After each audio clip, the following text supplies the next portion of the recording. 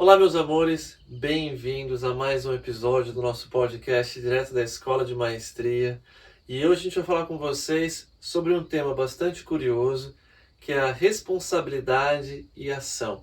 O que será que isso significa em um aspecto de espiritualidade, nosso crescimento de alma? E para começar, como de costume, eu vou trazer essa pergunta para o nosso amado amigo Astar Erencheram. Olá a todos. Astar, Miane, Carol, Sananda, Arutai. Astar, o que significa para você responsabilidade e ação? Qual que é o contraponto? Qual que é o relacionamento entre essas duas palavras? O que isso quer dizer? Eu, ao longo da minha jornada aqui, eu pude entender, né, que responsabilidade é a habilidade de resposta. Né? E já só isso já mostra que tem uma ligação com a ação que eu faço. Eu tenho que responder com uma ação de um espaço, né? E ação também é algo que eu aprendi aqui, o amor. O amor, ele é ativo, né? Então, a ação, a habilidade de responder de forma amorosa, eu diria. Sabe? Como uma postura, um asana. Perfeito. Sabe? Mas aí quebrando, né? Responsabilidade. Poxa, como que eu atuo de forma responsável?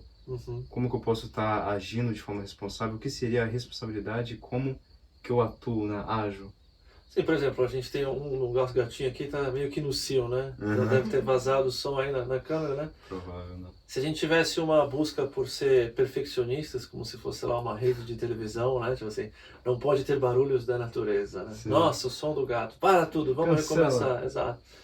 Né? Versus aceitar aquilo que se apresenta, né? Exato. Tudo bem. Tem uma parte dentro de mim, por exemplo, que se incomoda, né? Ouvir o barulho do gato, pô, caramba, tá atrapalhando. Mas essa é uma parte condicionada, que se cobra e exige, e tem muito a ver com o eu linear. Né? Então essa habilidade de resposta é uma habilidade de resposta que está meio pré-programada no meu sistema.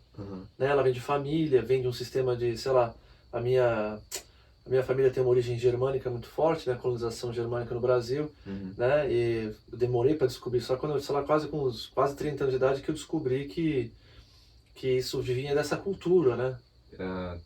Essa cultura germânica tem a questão de muita exigência, muita cobrança, né? Demanda demais. Sim. Então essa parte minha aprendeu a se cobrar desde muito cedo, excessivamente, sobre as coisas, né? Então tem uma certa dureza. Então essa parte minha pré-condicionada, pré-programada, talvez é a parte que se levanta e diz, nossa, isso não é perfeito. Né? Isso está fora dos padrões de um canal, de YouTube, whatever, que venha na minha cabeça, né? Mas isso não é quem eu sou. Isso é um eu linear, uma personalidade, algo condicionado. Né? Então aquilo que vem como resposta, né, é uma coisa que já está lá escrita no meu programa como imprint. É um gatilho, né? Exato, que é o que a gente chama de personalidade, o que a gente chama de ego. Né? Mas o que é isso, né? Na minha percepção? Isso é o que a gente precisa para sobreviver dentro do Matrix. Entendi. Né? Então quando a gente nasce, a gente começa recebendo imprint desde o útero, através de programas, condicionamentos. E esses imprints, eles vão tentando trazer para a criança uma ideia do que é essa experiência. Que a criança, na verdade, é uma consciência fazendo um download dentro de uma realidade. Então, desde aquele momento por que a gestação é uma forma mais avançada, talvez, do que outras formas? Porque tem 9 meses de troca contínua de informação na criança no... É muito poderoso isso, né? É muito poderoso. Então, todo aquele momento de aprender o que são emoções, ela vai estar sentindo as emoções da mãe, os pensamentos da mãe, ela está recebendo a informação como a mãe reage ao ambiente, então ela vai sendo condicionada. E aí, quando ela nasce, a criança está em estado de ondas θ, então ela está, né, repetindo tudo que está ao redor, ela vai absorvendo. Então esses imprints que a gente tem, que chamam de personalizado, mas é do que é o pacote básico de sobrevivência. Básico, exato. Exato, só que às vezes é um OS desatualizado, né? Especialmente hoje em dia. Muitas vezes, não é? Sim, né? Que o mundo muda tanto, né, cara? Se a gente for imaginar como a humanidade era dos anos 0 aos anos 1800, era uma coisa. De 1800 a 1900 já começou a mudar muito. De 1900 em diante, né, tipo, a população mundial, que era 90% rural, em 50 anos, 90% virou urbana. E modernizado a um nível... Claro, né? E aí cada ano mudava, né? Tipo, Minha mãe, quando era pequena, a geladeira era abastecida com um carro que passava na rua vendendo blocos de gelo. De gelo, né? Você consegue imaginar isso assim, cara? Você louco? 50 anos atrás, 70 anos atrás. Que é até recente, né? Pois é, você fala, nossa, que bizarro, né? Pô, que bizarro. Então você pensa que quantas coisas mudaram, né, cara? Tipo assim, rápido, 50 anos atrás, né? Tipo, televisão era branco, preto e branco, assim, né? Tipo assim, a gente não faz ideia o quanto o mundo mudou. Então, essa forma mamífera de receber o download de informação funciona muito bem num mundo mais ou menos estável. Estável, exato. Né? Já é melhor do que o réptil, né? Que recebe o imprint no ovo lá e não tem atualização nenhuma. É zero. só aquilo. Acabou. Mas ainda não é o suficiente para o mundo que a gente está em constante transformação e mudança. Então, a responsabilidade, né, a habilidade de responder e ação, acho que tem muito a ver com isso, né? Como eu ajo a partir do que vem uma resposta. Né? E a gente está sempre pré-condicionado, porque vem essas respostas padrões, mas eu não vou mais adiante, porque eu acho que deixar mais para frente, você. O que é para você quando você escuta essas palavras, né? Responsabilidade e ação, o que vem para você e o que é diferente de quando você, antes de você entrar nesse processo espiritual mais profundo? Para mim, antes, responsabilidade estava muito ligado também com ação, de certa forma, né? Quando a gente tem responsabilidade com algo, mas o que eu tenho que fazer, a data que eu preciso entregar. E eu sempre tive um problema muito grande com responsabilidade, assim, dessa forma, porque eu sou uma pessoa bem perfeccionista, então tudo eu precisava estar perfeito e acabava que eu demorava para entregar ou eu não fazia. E tem uma coisa que o Sananda sempre fala, que o feito é melhor que o perfeito. E eu tô incorporando isso. Porque tudo bem eu querer ajeitar e arrumar, porque tem uma parte minha que é bem estética, que gosta de deixar bonito e nos detalhes. Mas eu acabo também não fazendo, então colocar mais dessa ação no que eu preciso ser feito. Se eu quero chegar nesse resultado aqui, então essa responsabilidade de colocar em ação, mesmo que não esteja da forma que eu imaginei, então, e trabalhando isso ao longo do caminho. Então, eu tinha muito problema com responsável, assim, dessa forma, né, de procrastinar e... Interessantíssimo. Mas, tá indo. Eu acho que isso traz para mim o entendimento de como isso também está relacionado a esses imprints, né? Porque o perfeccionismo é uma estratégia, não é um traço de personalidade. As pessoas falam que é personalidade, mas não é. Eu sou perfeccionista. Aquela frase de currículo. Qual o seu defeito? Sou perfeccionista. É a coisa mais ridícula do mundo. Mas é verdadeiro no sentido de que é uma estratégia da criança se proteger da crítica do pai e da mãe. A criança, ela tem pavor daquele olhar, tipo, de decepção, daquele olhar, né, da rejeição que vem com não suprir as expectativas alheias. Então o perfeccionismo não é um traço de personalidade, é uma estratégia da criança de não sentir a sensação devastadora da rejeição do pai, da mãe, do professor, sabe, de quem for, né? E aí a pessoa fica com aquele traço desenvolvido de personalidade, de buscar se proteger, tentando hipercontrolar as coisas para que elas sempre saiam, né, da forma que não vai acontecer de ninguém me criticar. Só que como tudo na vida que tem essa característica, a gente acaba gerando mais rejeição ainda quando a gente age dessa forma, porque daí não entrega. Que ainda é pior, ele gera mais decepção. E aí cria aquela sensação, aquele ciclo, looping, né? Que é como se fosse uma forca, né? Se eu faço não é bom, então a pessoa fica sempre naquele... Mas qual que é a origem aqui? É quase que uma autotortura, né? De ser dependente da opinião de pessoas que às vezes nunca estão satisfeitas com nada. E transferem isso pra gente. Né? Às vezes, então quer dizer que isso é culpa do meu pai e da minha mãe. Não, isso quer dizer que a sua alma tem alguma característica nesse sentido, que precisa aprender a transcender essa dependência de pessoas assim, que carrega de outras vidas, ou até perante si mesmo. E essas experiências de vida vão estar refletindo isso, né? Faz todo sentido. E para você, cara, o que significa responsabilidade e ação? Antes e depois. Antes, responsabilidade para mim era uma coisa muito moral. Então, tinha todos esses imprints de tem que seguir exatamente como tem que ser.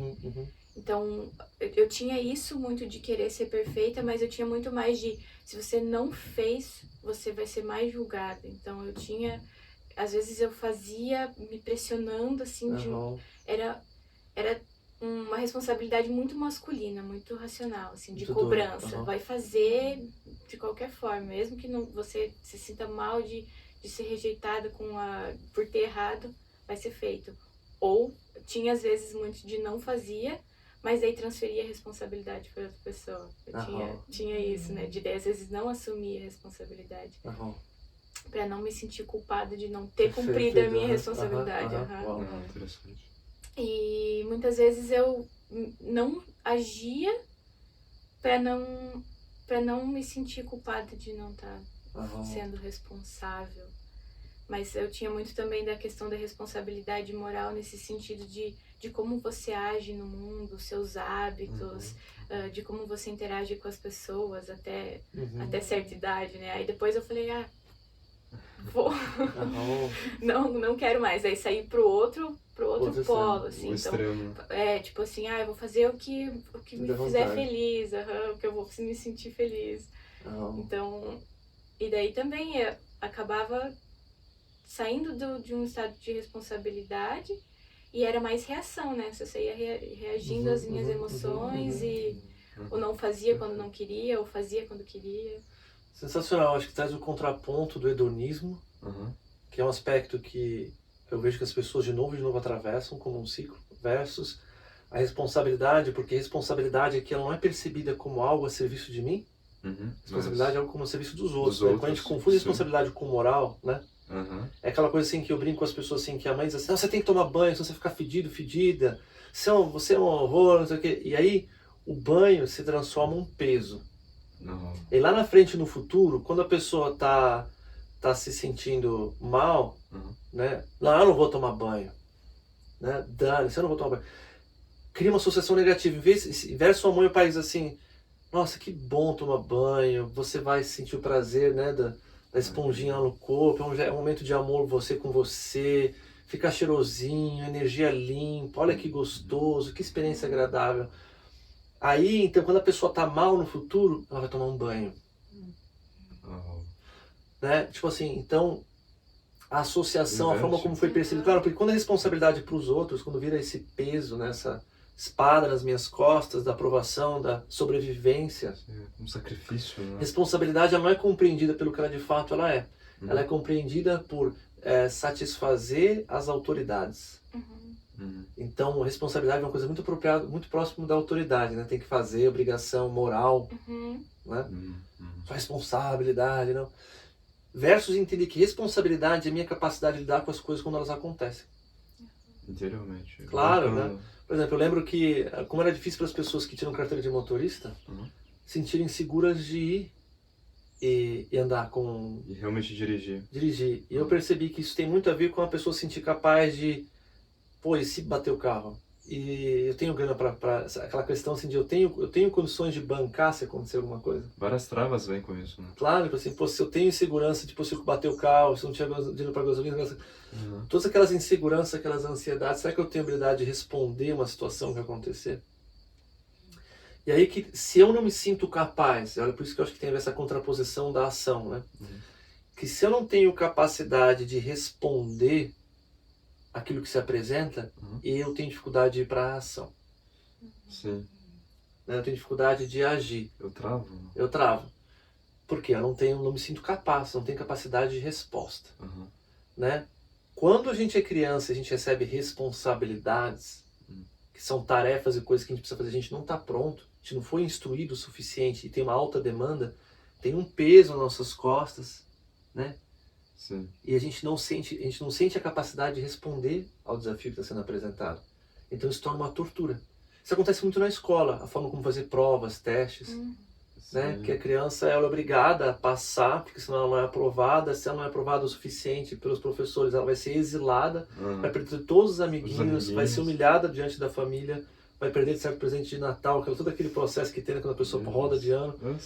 Jesus amado, então, é o exílio, perda de amizades, perda do status social, assim, põe pressão em cima do Zé Ruelinho, a criancinha tadinha. Repetindo o prazinho. Exato, só que, qual que é o grande lance? O ponto central é a capacidade de empoderamento. Não saber empoderar cada indivíduo à sua maneira. Uma nova terra, né, uma nova realidade, requer que a gente tenha formas de preparar cada ser humano, equipando com a habilidade de responder os desafios que vão apresentando. Né? Isso é uma parte muito importante da escola de maestria aqui. A espiritualidade para nós, como vocês já estão acompanhando os outros episódios, né, tem absolutamente conexão com ser capacidade de gerar mudança no corpo aqui e agora. Né? Eu brinco que religião é espiritualidade sem corpo. E espiritualidade seria um processo mais íntegro. Né? É óbvio que é uma falsa distinção, é só brincar com as palavras. Mas, um símbolo. Né? Exato, mas a religião ela tem essa característica de estar um processo moral, né, desconectado da verdade. Mental, né? Racional. Mental, racional, e não tem, né, essa raiz de como é que eu faço isso acontecer, como é que eu tenho tração. Não é prático, né? Não é prático, né? Porque não tem habilidade de resposta, né? A pessoa, você tem que, você não pode, como é que fala? Desejar o outro. Vamos fazer, você traz um commandment, não importa a religião, né? Então, como é que eu faço isso? Mas o que isso realmente significa na minha vida aqui agora, né? Tipo assim. Exato, né? Eu lembro que lá no Irã, um amigo meu iraniano, aqueles, como é que fala? Eles traficam whisky, né? Assim, não pode, o Corão não pode tomar bebida. Então eles vão lá e fazem tráfico de whisky, né? Algumas pessoas, né? Assim, não. Como é que eu preparo a pessoa se você não pode, mas por quê? Né? Por que isso é importante? Como é que eu faço isso? Né? Explicar que, olha, isso vai inebriar a sua mente, você vai começar a tomar decisões desalinhadas, você vai ter vontade de fazer isso porque o seu feminino quer dar um basta na opressão da sua mente crítica, negativa. São várias etapas que vêm antes, né? Chegar nesse ponto ainda. Exato, né? Que é uma parte do nosso ser que quer um pouco de relaxamento, quer arrear, correr. Né? Por que eu quero fumar um baseado, né? Por que eu quero fazer isso? Porque uma parte do seu feminino, do seu corpo, da sua energia não quer aquele controle constante, né? Por isso até mata neurônio, ambos matam neurônios, né? Por quê? Porque tá matando o masculino, para de me encher, para de me dominar. Então, e aí vem o lance do outro extremo, né? Agora você é hedonista. Dar esse controle, agora você tem que ter vontade. Nossa Senhora, quanta gente que eu conheço que segue por esse caminho espiritual alternativo, que está travado nisso. Sim, né? Por quê? Porque entrou nesse processo porque não aguentava mais a vida normal. Sim. Aí a pessoa vai pro hedonismo e não consegue mais sair. Por quê? Porque não entende que responsabilidade é algo que está a serviço de quem eu sou. Acima de tudo. E não do mundo. Né? O ser íntegro, o ser maduro, ele vai puxar, de novo, né, o umbilical para o coração. A criança não mais se conecta com o umbilical dos outros, não está mais buscando uma mãe, o surrogate mother, o father, né? Ela vai puxar para si, para o coração, e vai agir a partir do coração. E a habilidade de resposta é todo esse aparato, esse templo que eu sou, buscando ir em direção ao mundo, né? Eu vou em direção ao mundo agora como um ser capaz. E aí eu vou sempre ter capacidade de resposta. Por quê? Porque com essa conexão, com essa plenitude, eu sou também um canal. Né? É a questão xamânica, eu sou um canal. O xamã ele não sabe que cada planta faz, né? Talvez uma parte delas por tradição, mas em outro sentido ele vai lá, vai conectar com o grande espírito, vai dizer, vai e pega aquela ali para cuidar daquela pessoa. Ele nem sabe que aquela pessoa tem, não sabe que aquela erva tem, ele só sabe que alguma coisa sabe, ele está seguindo, ela vai e pega. E funciona. Então existe algo para além da fisicalidade que possui todas as respostas. Quando a gente se permite ser um canal, né, a gente é bom em tudo.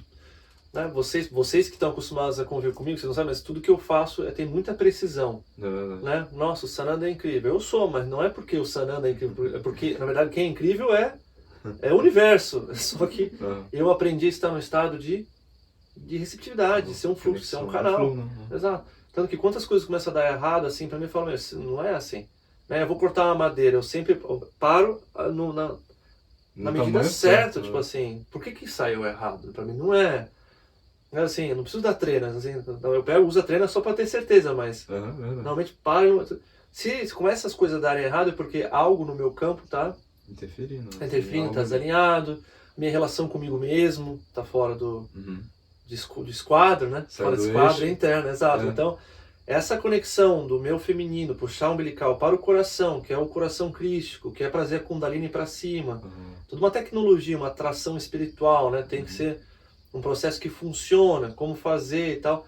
E a gente vai descobrindo que a gente tem sempre habilidade de responder, só que aí vem, né, até um chamado desse mês que a gente está agora, embora você provavelmente vai ver isso posteriormente, mas é de respeitar o tempo das coisas, né? Sim. Que tudo tem seu tempo. Respeitar o tempo é aquela coisa assim que é o lince que está ali em cima da árvore durante 3 horas, ali, totalmente imóvel, e de repente passa ali o cervo, ele...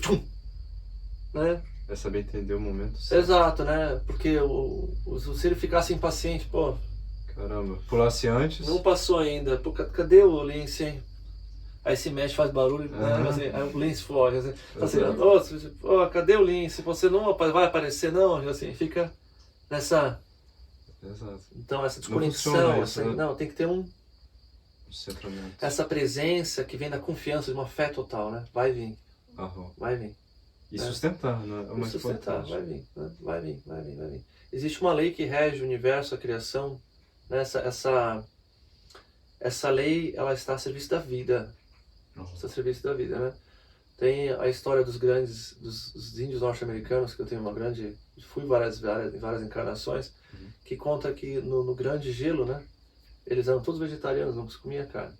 Mas eles não tinham mais não tinham vegetais, não tinham mais de onde pegar. Então eles estavam numa caverna, morrendo de fome, e de repente pediu ajuda para o grande espírito levou um cervo, e o cervo deitou-se e morreu. E o universo, esse é um presente, ele se sacrificou para que vocês possam viver ali. Não, essa é uma coisa bem poética. Foi ali que eles começaram a comer da carne para poder sobreviver durante o grande gelo. Então olha que isso é uma beleza, uma poesia nisso, né? Uma tradição oral, provavelmente foi levada por uma das vertentes, né? Então acho que a responsabilidade real é entender que existe algo dentro de mim que sempre é capaz, mas eu preciso estar em estado de conexão. Então a responsabilidade não é uma coisa ruim, não é uma coisa para os outros, né? Sim. Agora eu faço tudo que me dá vontade. Não é ou é isso aqui minha cabeça me impondo, a autoridade, né? De cima para baixo, não é a minha autoridade e nem é o meu, agora vou dizer, meu hedonismo. Não é nem autoridade nem hedonismo, cara. É isto se conectando a isso, porque isso está a serviço disso, isso está a serviço disso. União, unicidade. Nessa unicidade, quando eu encontro esse centramento no meu coração, daí tudo que eu faço, eu sou capaz de lidar, eu dou conta. Eu dou conta, talvez precise de um tempo, né? Essas coisas vão chegar até mim, as sincronicidades vão acontecer, mas tudo sempre dá certo. Tudo sempre dá certo. Ponto. Não tem como ser diferente. Não tem como não dar certo. Não tem como não funcionar. É uma questão apenas de aguardar, entender que tudo tem o seu tempo, então, de materialização. E eu acho que um veículo muito importante para estar sustentando isso é a própria inspiração, né? De estar constantemente relembrando, inspirando, fortalecendo a chama, né? Porque eu vejo que mesmo para mim também, muitas vezes eu posso estar retornando para um espaço ou aqui, ou muitas vezes aqui, e se eu não parar, sentar e relembrar, né? Porque basta eu olhar toda a nossa trajetória, ou a minha autocondução, as dádivas chegando, os presentes. Uau, muitas coisas boas. Eu preciso só de trazer essa inspiração, essa chama de novo. Poxa, a vida é maravilhosa, a vida é um tesão, tá tudo bem, né? E dá esse poder, essa força, e retorna, né? E retorna. E tem uma lógica do universo que sempre quando alguma coisa não funciona, ou alguma coisa é perdida, é tirada da gente, sempre volta melhor. É sempre melhor. Então é aquela coisa assim, é uma equação impecável do universo, eles já me ensinaram isso, que a primeira vez tem 30% de chance de dar certo, a segunda 45%, e vai subindo, chega uma hora que é 115%, entendeu? Não tem como não dar certo. Mas tem uma questão de persistência, refinamento, de aspirar ao criativo, o vórtice co-criacional precisa ser nutrido, sustentado, e manter, e, meu... Isso é um processo até de refinamento também, né? Porque aí a criação que a pessoa está gerando, ela vai ser, tipo assim, o ápice, né? Com certeza. E e vai sempre aprimorar a capacidade de fazer isso. Sim. De ter mais fé, de ir mais fundo de logo de cara, não vai ser 35, já vai para um 80, então a pessoa já faz tudo que faz, já tem essa atração muito maior, essa carga de fé, de entendimento, né? Entender que tudo isso é uma relação entre eu e a matéria. A relação entre a matéria é uma relação entre eu e o meu templo, né? A relação com a matéria é a minha luz sagrada e esse universo co-criacional. Então, tudo isso, na verdade, é a minha consciência se movimentando dentro da ilusão da matéria. Então, é uma relação de intimidade comigo. Acima de tudo. Exato. Então, é o aprofundamento disso. Isso tudo eu estava trazendo, né, perspectivas, mas eu acho que para mim, o que vem para mim, né, perguntando para mim, o que vem para mim quando eu falo de responsabilidade e ação, tudo isso que eu estou falando já está implícito para mim, né? Então, para mim veio algo diferente, né? Isso eu tentando desdobrar o que veio para cada um, né? Sim. Mas para mim o que veio, responsabilidade e ação, é lembrar que se você quer uma nova terra, você precisa fazer. Perfeito. Eu acho que para mim o que veio é nesse sentido de que muita gente que está aí fica aguardando o mundo espiritual, fica aguardando, né, um carinha verde descer da sua nave, fazer as coisas e tal. Embora tudo isso tenha um grau de verdade, é lembrar que isso é uma criação nossa, né, que nós somos o divino. Não coloca o divino lá fora, tem que colocar aqui dentro, né? O divino está em mim. O divino está descobrindo o que vai ser isso aqui, através de mim. Então como é que é esse negócio de eu querer colocar que lá fora vai... Não, aqui agora, eu em estado de união, se eu estou em estado de união, eu sou o ser maduro completo, eu sou o divino completo aqui, maduro. Sim. E o que eu, como divino, vou trazer? Então, para mim, responsabilidade e ação significa que eu sou Deus e o que Deus em mim vai fazer em prol disso. E aí vem a minha ação. Uma ação inspirada, uma ação unificada, porque se já está implícito para mim que responsabilidade é esse estado de união, né, o que essa união interna vai trazer para o mundo de transbordamento. Então, para mim, é lembrar cada um que está aí que responsabilidade é também ação, mas ela não é apenas. Primeiro começa dentro, né, como essa própria conversa trouxe com provocação, de que primeiro ela é esse estado de união, para mim ter uma capacidade de resposta que é transcendental. Ela não é de um eu aqui limitado, ela é um eu cósmico unificado que se expressa através de mim. É o divino em ação. Eu sou o divino em ação. E a hora que eu sou o divino em ação, o que eu vou plasmar? O que é essa ação? Então é esse combo de interno, transbordando no externo, mas lembrando que cabe a mim também agir e fazer e plasmar e trazer, que é o que a gente faz aqui na Escola de Maestria, ao criar esse movimento que a gente está tentando fomentar cada vez mais pessoas a se unir nesse estado de responsabilidade, onde todos precisamos estar nesse estado. Não adianta querer transferir para o Sananda. O Sananda é o divino em ação, então ele decide. Não é esse o chamado, é cada um de nós saber ocupar, né? E esse espaço, se empoderar, e aí somos laterais, né? A nova terra é uma realidade de lateralidade, de união, de comunhão, todos juntos fazendo. Não é vem e fala o que fazer, é juntos. É um organismo, né? É um organismo, não é mais esse lance da autoridade que vem, né? Ou, não é mais essa dualidade, ou é autoridade ou é o hedonismo. Não, é uma união sagrada que se sustenta plena, né? Mais ou menos por aí. Tá, em português ou inglês? Inglês. Inglês. My beloved, how it is for you to listen to these words, responsibility and action? I think for me, before responsibility, I would see as something like I take responsibility for something, which I didn't want it to do. So like in general, I think I only took responsibility for things that I know I could do, where I was like easy things. I was 100% certain like I can do this. So I never like tried to challenge myself and to grow bigger because I was afraid to fail and to make mistakes. So like I never even tried to tap into my potential. I always like played it small and was like, I know I can do this, so I do this, and everything else I let somebody else do. They're smarter than me, they have more experience, whatever.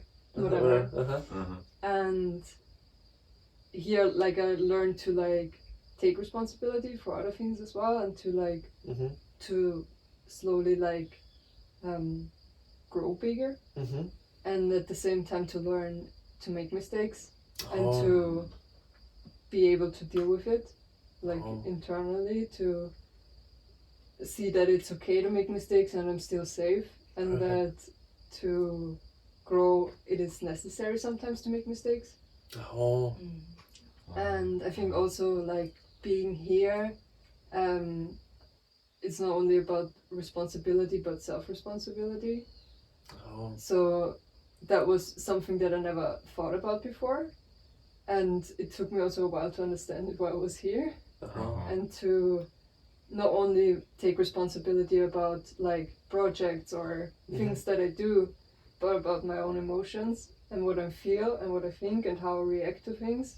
To not just be like, oh, that other person made me angry, or because the other person did that doesn't work for me, or whatever, right? So to like what is mine, and to take responsibility for that, which is sometimes challenging because it's so easy to point fingers and to be like, well, you did that to me and that's the reason why I reacted like this, instead of why is this happening to me, because like everything is a mirror, right? So that was, I never thought about it before. No. Thank you, amazing. I think you bring a perfect complementarity to all this conversation, right? Do you mind if I speak in Portuguese? Porque eu acho que fica a questão da responsabilidade versus autorresponsabilidade. Né? Com a explicação que eu trouxe antes, né, para mim já está implícito que é uma coisa só, mas eu acho que é necessário fazer essa distinção conforme a gente está aprendendo, né? Porque existe uma diferença, sim, porque as pessoas normalmente acham justamente que a gente está falando de responsabilidade ser algo para o outro, né, que não inclui a minha emoção, o meu estado interno, né, e a autorresponsabilidade como sendo, então, sobre quem eu sou internamente. E eu acho que é legal a gente trazer esse entendimento que é algo unificado, né? Self-responsibility is to myself all the time, and it is a mirror of that responsibility to the others. E quando a gente pega esses tasks, essas tarefas que a gente está fazendo para os outros, entender que a gente está fazendo para a gente, né? Para a gente, inclusive, mesmo quando a gente está fazendo para os outros, a gente está fazendo para a gente. Né? Eu falo para as pessoas, né, que por que você faz isso? Porque eu sou extremamente egoísta. Né? Por quê? Porque eu quero a nova terra, eu quero um parquinho cercado de amiguinhos iluminados, né? Porque para mim isso não é chato pra caramba, entendeu? Então, eu acho que entender que, acima de tudo, estou fazendo para mim. Né? Por que você fica cuidando? Por que você dá tanto para os outros? Porque cada vez que eu cuido de alguém, eu estou reafirmando o meu conhecimento. Cada vez que eu estou fazendo isso, eu estou me aproximando desse mundo ideal que eu quero. E eu não consigo não ser isso. Né? Tipo assim, é um transbordar natural de mim. Então, a autorresponsabilidade é put yourself in the equation. Right? There's something that you said about this comfort zone of responsibility, right? Que é essa coisa de você estar numa zona de conforto, responsável, você só faz aquilo que você se sente seguro, né? E como não expande, because Aratai is like a genius, right? From me, like she's super capable. Mas ela, quando chegou aqui, ela era assim, bem pequenininho, assim, parecia uma pessoa extremamente normal, né? Escondendo de si a própria capacidade que rapidamente se mostrou ser extraordinária.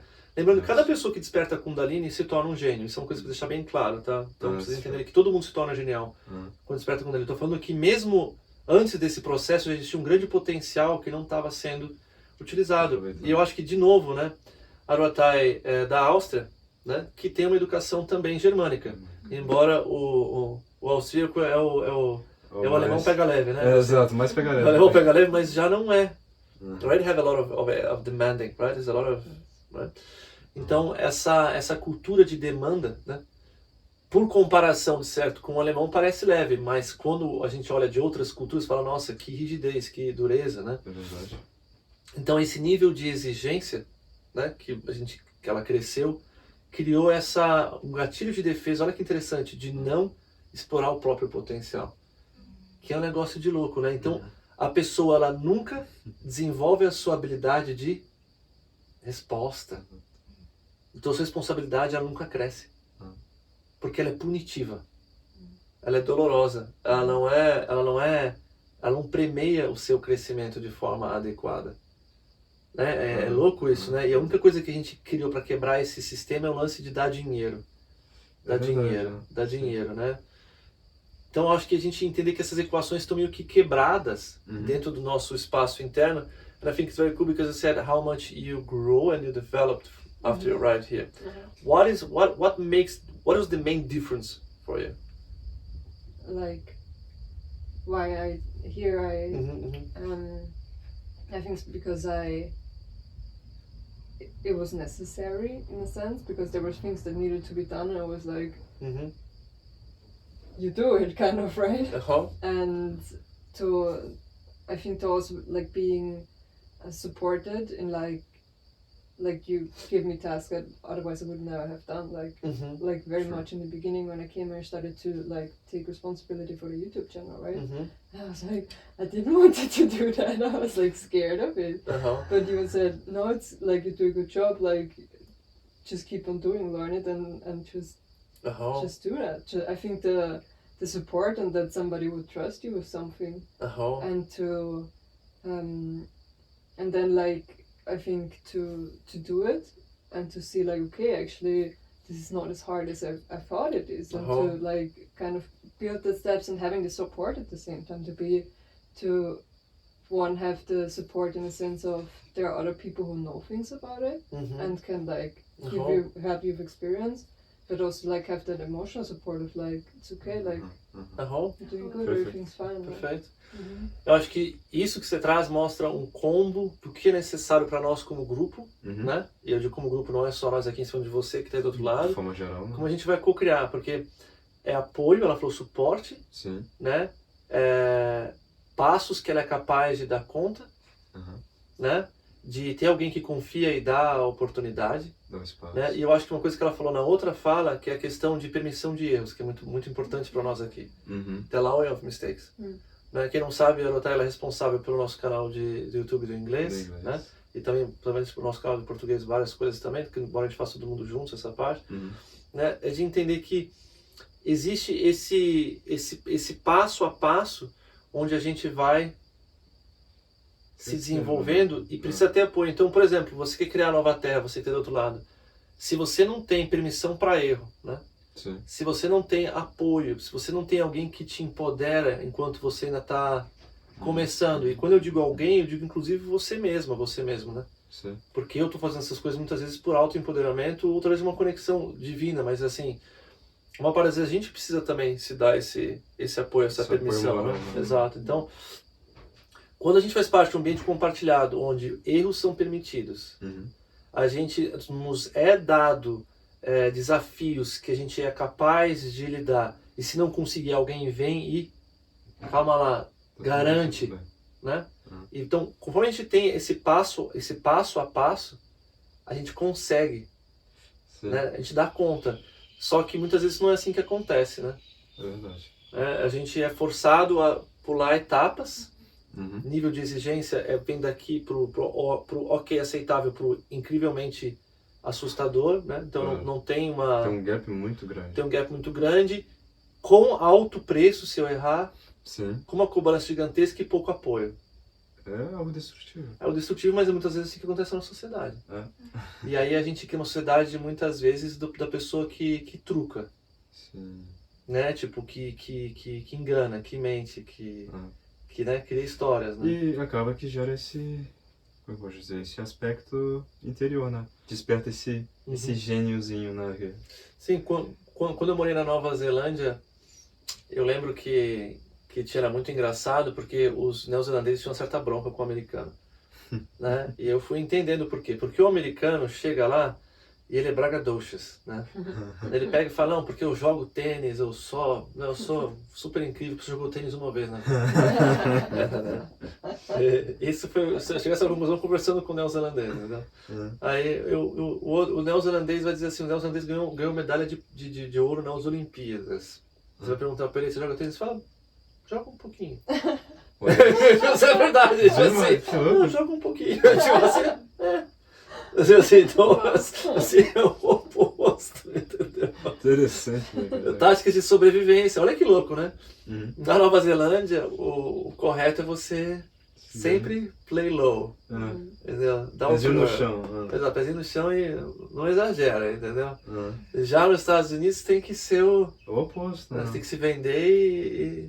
Que é uma coisa que quando ela tava falando até, a Carol, tava observando isso em mim, porque eu fiz um pouco do oposto. Primeiro eu comecei no hedonismo, depois de uma fase buscar essa imagem de responsável. Mas que era uma máscara, porque tinha todo esse senso também de uma autoexigência, que de novo é para se esconder, né? E eu não fazia muitas das coisas. Compromissos com horários.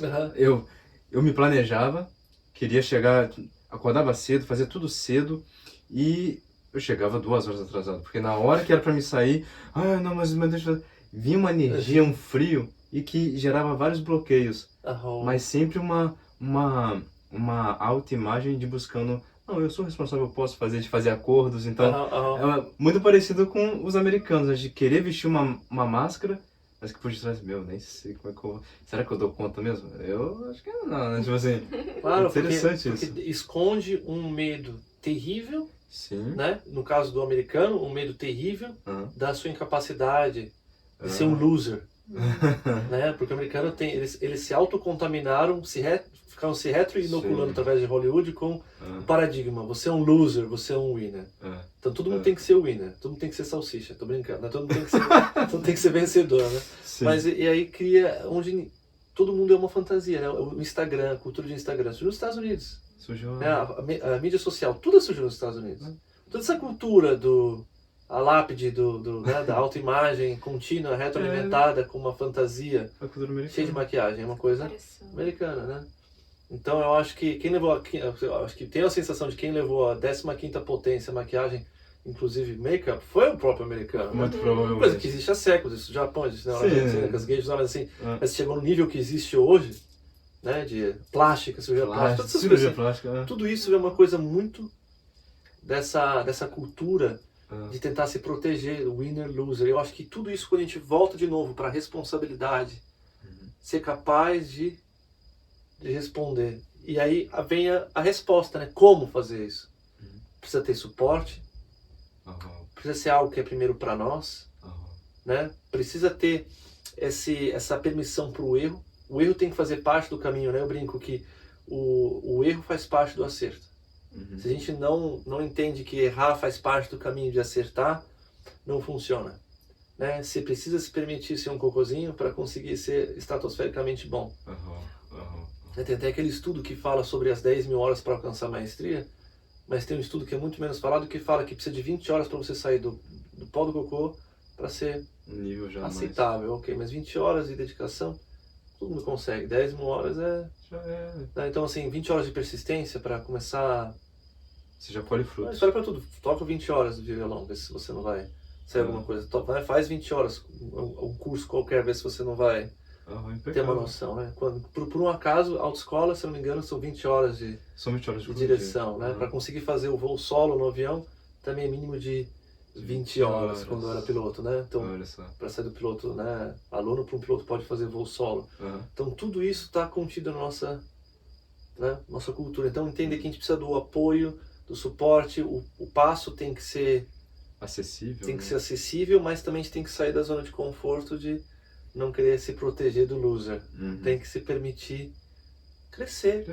E aí vem o lance que você falou que tem a ver com a paixão, tem que se alimentar de paixão, do querer, porque quando a gente sai dessa ilusão de que é pro outro e traz essa clareza de que é para mim, então está a meu serviço, crescimento perpétuo, crescimento contínuo, que é o chamado da escola de maestria para vocês que estão aí, de que nós estamos aqui para crescer eternamente. Se tornar um ser eterno, fazer parte de uma nova terra, de uma nova realidade, é crescimento contínuo, não tem fim. A maestria, ela é uma expansão eterna. Eu acho que esse é o meu chamado final. Alguém gostaria de partilhar alguma última palavra para os nossos amados? Olha, isso que você comentou, né? Esse chamado desse crescimento contínuo, né? A nova terra. Mas um pouco atrás também foi falado, né? As pessoas que esperam que algo externo ocorra para a nova terra e acaba que como eu posso dizer, se auto-boicota para não criar a nova terra. Não participar, né? Exato. Mas entender que o seu crescimento já está criando a própria nova terra, né? Sim. E eu acho que o meu chamado é entender de uma forma poética que criar a nova terra é plantar um pé de tâmara. Mas ao mesmo tempo, o prazer de estar lá, indo todos os dias regar, cuidar, trazer amor, sonhar, sabe? Visualizar a nova geração vindo e já colhendo aquele fruto doce, você já está crescendo, você está criando a nova terra. Esse é o segredo, eu acho. Né? E para quem não sabe, uma coisa que a gente fala muito aqui, talvez as pessoas não saibam, que a tâmara, ela demora em torno de 100 anos para dar frutos, pelo menos no passado, né? Hoje tem técnicas que aceleram isso, mas demora 100 anos, então quem planta tâmara, na maior parte das vezes, nunca comeu o seu fruto. É alguém que está fazendo em prol da próxima geração. Então, quer dizer que o próprio cuidado com a tâmara já é o retorno. Né? Um milagre. Alguém mais gostaria de fazer uma mensagem final? Uma prova final? Não? Any final words? Então é isso, meus amores. Muito obrigado por mais um episódio aqui da Escola de Maestria. Uma maravilhosa semana para vocês. Gratidão. Gratidão.